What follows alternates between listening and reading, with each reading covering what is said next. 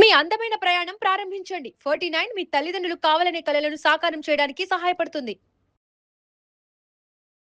Hello everyone, మీకు PCOD ఉందా?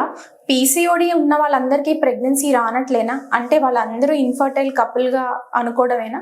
ఈ విషయాలు తెలుసుకున్నాం. This is doctor Kavya, fertility expert, 49 hospital, Vizag branch.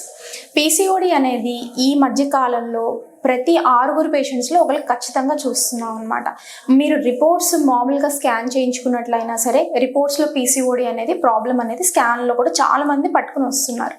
But PCOD ఉన్న అందరి పేషెంట్స్కి ఇన్ఫర్టిలిటీ ట్రీట్మెంట్ అనేది అవసరం ఉండదు. పీసీఓడి అందరికీ ఏమి ప్రెగ్నెన్సీ రాకుండా ఉండే అవకాశం అనేది ఉండదు అనమాట. జనరల్గా ఇర్రెగ్యులర్ పీరియడ్స్ అనేవి సర్వసాధారణంగా మెచ్యూరిటీ అయిన తర్వాత చాలామంది పిల్లలకి ఇనిషియల్గా ఉంటుంది, అంటే అరౌండ్ 18 years 19 years వచ్చేదాకా ఉంటుందన్నమాట. ఆ తర్వాత మన బాడీలో హార్మోన్స్ ఏవైతే ఉన్నాయో బ్యాలెన్స్ అవడం ద్వారా రెగ్యులర్ సైకిల్స్ అనేవి అచీవ్ అవుతారు. ఇది మామూలుగా లేడీస్లో చూసే విషయం. కానీ కొంతమంది లేడీస్లో పీసీఓడి అంటే హార్మోనల్ ఇంబ్యాలెన్స్ అనేది ఎక్కువ ఉండడం మూలంగా, లేదు ఇన్సులిన్ సెన్సిటివిటీ అంటారు, అది తక్కువ ఉండటం మూలంగా, ఈ మన బాడీలో చేంజెస్ ఉండటం మూలంగా పీరియడ్ ఇర్రెగ్యులారిటీ అనేది స్టార్ట్ అవుతుంది. పీరియడ్ ఇర్రెగ్యులారిటీతో పాటు స్కాన్లో కూడా నీటి బుడగలుగా కనిపిస్తేనే మనం దాన్ని పీసీఓడి అని చెప్తాం. అయితే మామూలుగా పీరియడ్స్ రెగ్యులర్గా వచ్చి స్కాన్లో ఎప్పుడైనా పేషెంట్కి పీసీఓడి అని వచ్చినట్లయితే దానికి అసలు వర్రీ అవ్వాల్సిన అవసరం అంటూ ఏమీ లేదు. మీరు ప్రెగ్నెన్సీ కోసం ట్రై చేస్తున్నట్లయితే ఓన్లీ గుర్తుపెట్టుకోవాల్సింది ఏంటి అంటే, వీళ్ళు న్యాచురల్గా ట్రై చేస్తే కన్సీవ్ అయ్యే అవకాశం తక్కువ ఉంటుంది. ఎందుకు అంటే అసలు ఏ టైంలో ఎగ్ రిలీజ్ అవుతుందో తెలియదు కదా. అంటే మనకి 28 daysకి ఒకసారి సైకిల్ వస్తుంది అనుకోండి. సో పలానా టైం అంటే 10th day నుంచి 16th day మధ్యలో రెగ్యులర్గా కలవండి, కన్సీవ్ అయ్యే అవకాశం ఉందని చెప్పచ్చు.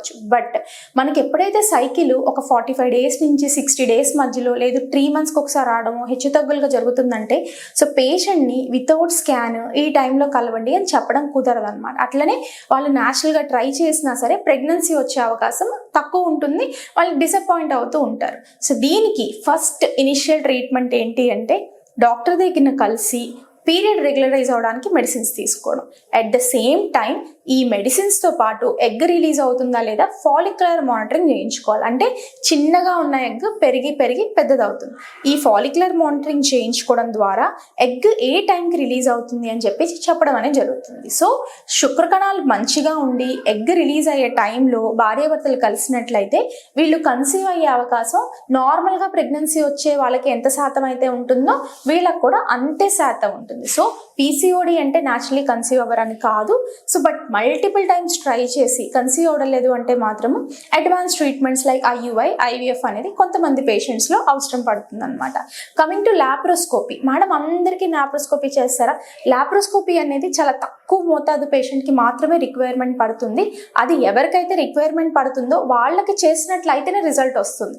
అందరి పీసీఓడి పేషెంట్కి లాప్రోస్కోపీ కోవిరెంట్ డ్రిల్లింగ్ చేస్తే రిజల్ట్ అనేది రాదు. అది మనం కరెక్ట్గా చూసుకున్నట్లయితే వాళ్ళకి అడ్వైస్ చేయడం అనేది జరుగుతుంది అనమాట. ఇవన్నీ మీకు అర్థమయ్యేలా చెప్పాను. Thank you viewers.